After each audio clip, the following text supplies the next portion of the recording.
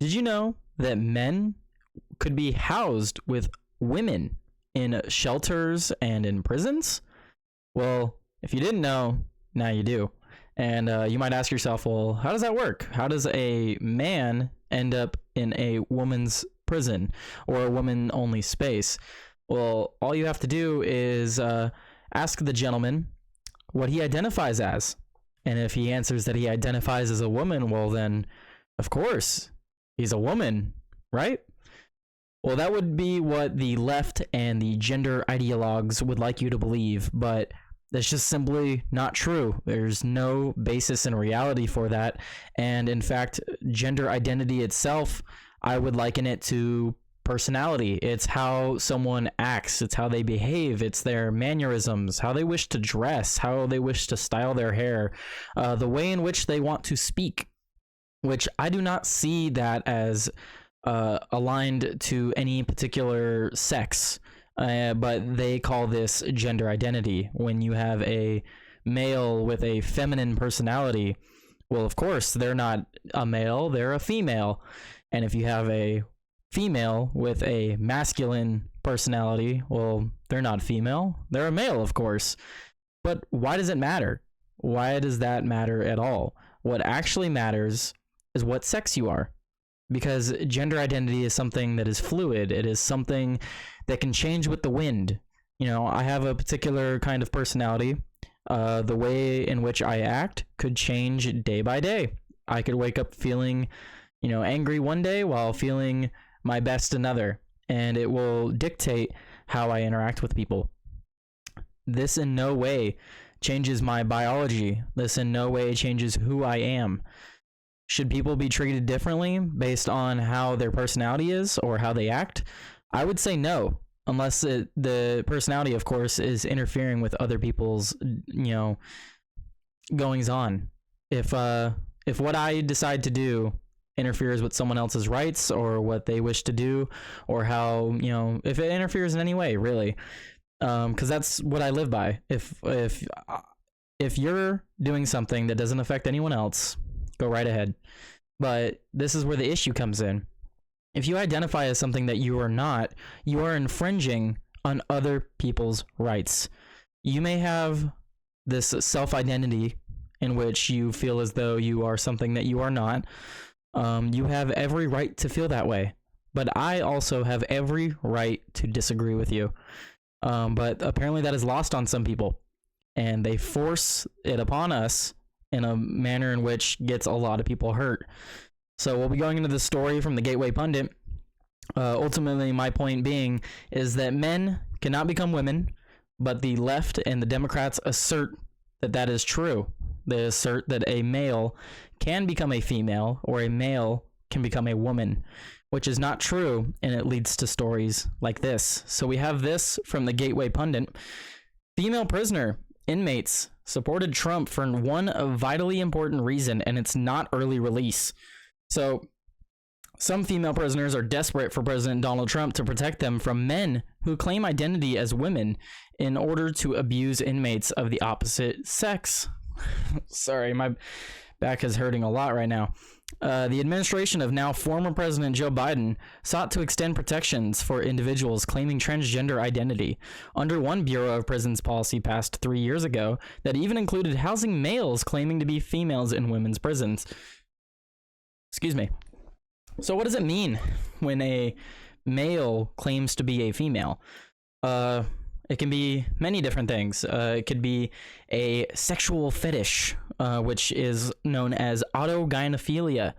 This is a fetish in which a male gets aroused by seeing himself as the opposite sex or having others view him as the opposite sex. So basically what these people do is make you an unwilling participant in their sexual desires, which is absolutely disgusting. We don't have the hard numbers in which we can, say this percentage of trans people have that, but I would, say that it's probably a lot of them. Probably a lot of them have autogynephilia, and that's why they are so open and proud about, their transgenderism or whatever, because they get off on it. Meanwhile, there are others who are just simply confused and encouraged into this. There's something called love bombing. If you're not feeling super great about yourself and then all of a sudden you slowly start to transition, there's groups out there that'll, affirm you and make you feel good about yourself. And slowly you'll be down this road where you'll end up, appearing as the opposite gender. It's this is where the grooming comes in. This is where the right calls it grooming, because you slowly over time get the person to look and do things that they wouldn't normally do. And then the third one is people that are just, they have a mental disorder. It's like anorexia. You look in the mirror and you see something that isn't true, and your brain tricks you and tells you that it is. And it's really sad. It's a really hard issue to deal with, but I know one thing for sure, that all three of those possibilities when it comes to transgenderism, none of them are helped by affirming. None of them are helped by affirming. The suicide rate for transgender individuals does not improve after all the surgeries and hormones and stuff like that. It does not improve. No matter what the trans activists say, a lot of them say that they feel a lot better after transitioning, which I'm sure you do, but that's not because you're identifying as a new gender. That is because the people around you are supporting you, and you're probably not used to that amount of support. And it's also the hormones that you're getting. If you pump a woman full of testosterone, she's going to feel a lot better about herself. You pump a dude with a bunch of, what is it? I'm blanking on the word right now, but, estrogen. Sorry. You bump a guy with a bunch of estrogen, and it's going to change his hormones as well. It's going to make him feel differently about himself. So of course you're going to feel better about yourself. But the point being is that that feeling does not last. And if, depending on how far you go with this surgeries and stuff like that, you are permanently altering your body. And I don't see that as helping these people. I can't show any of it on YouTube. I will get the video taken down, but look up vaginoplasty. See what that looks like.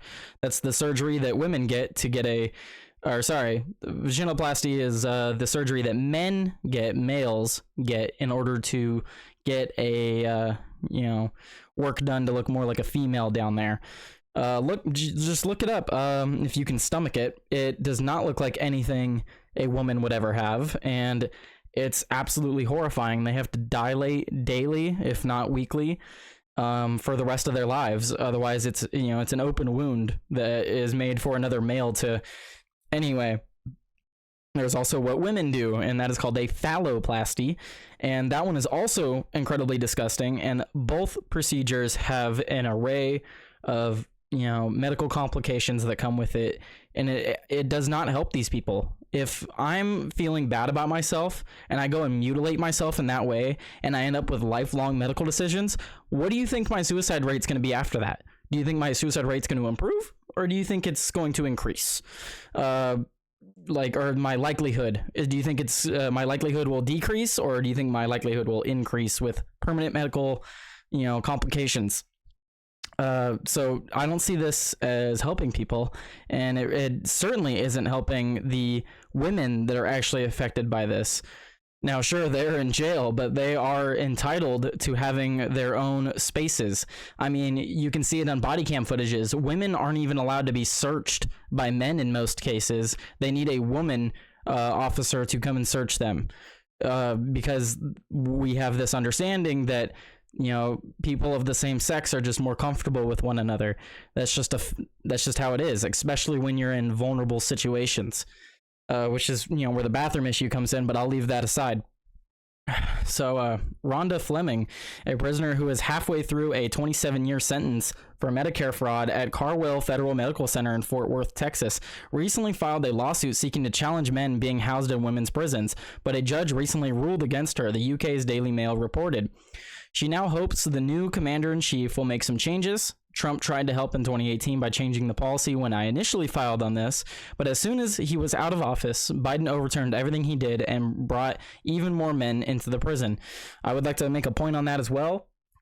There's a lot of things that executive orders and executive actions can do, but they don't mean anything really. Like all the ones that Trump is signing right now, great. They're going to be awesome in the limited time that we have, but a lot of them need to be solidified by Congress. Otherwise, the next administration that gets in that disagrees with it is just going to wipe it all clean like Trump has done with Biden's stuff. So Congress, if we like the executive orders, we need to compel Congress to solidify them in law. Otherwise, yes, they will be overturned again. So that was just an aside. But Jeff Bristol, her attorney, told the outlet that the best outcome is to have our opinion rendered moot with the Trump administration repealing the policy and making a new one that protects the rights of women inmates. The new administration recently met with former prisoner Jeanette Drever about amending the policy. Excuse me again. They're going to bring awareness to what's happening in women's prisons and hopefully change some laws.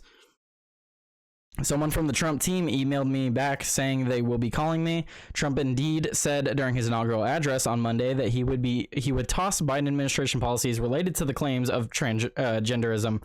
I think he wiped away like 78 executive orders that Joe Biden had signed, and he did that with one stroke of the pen.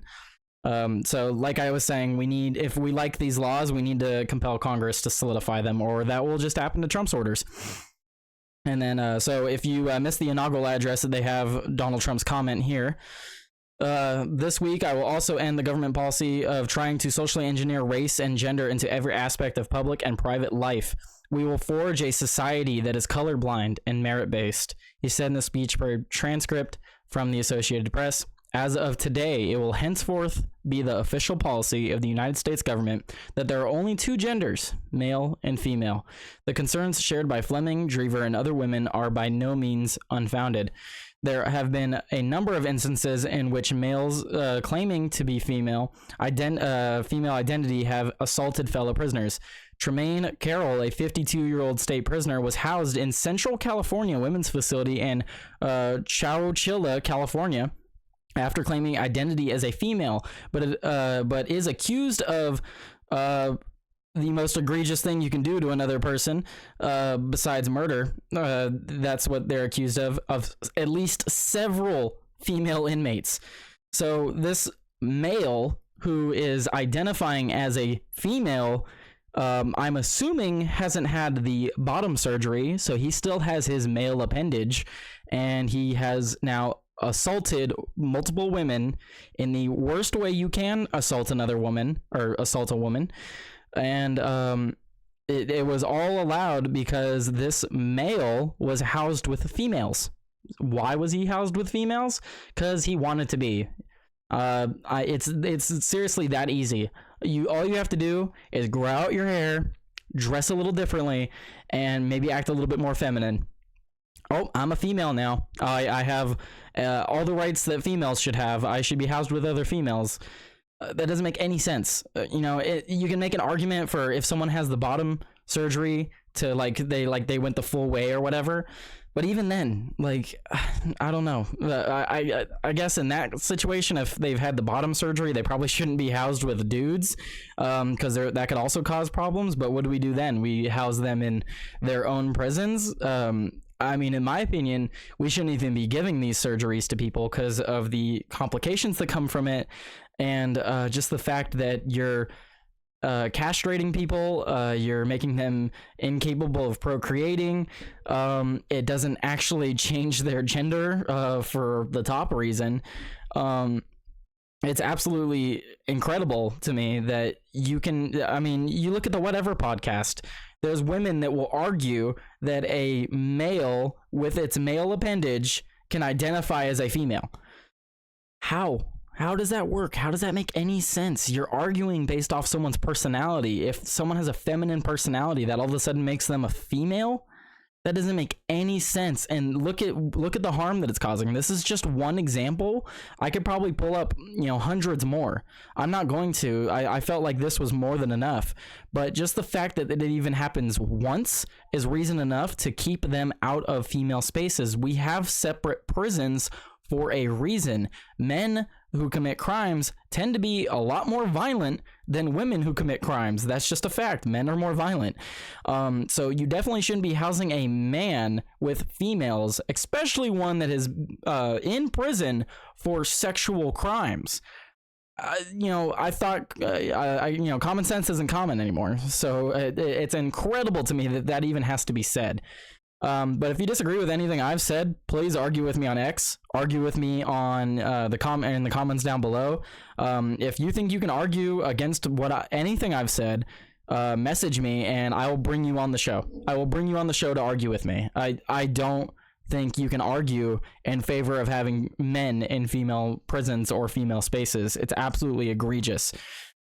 The inmate was permitted to remain in a women's prison even though he was charged with 2 counts of oral copulation by force in 1990 because of a California law which took effect in 2021 that permits inmates to stay in facilities that align with their so-called gender identity.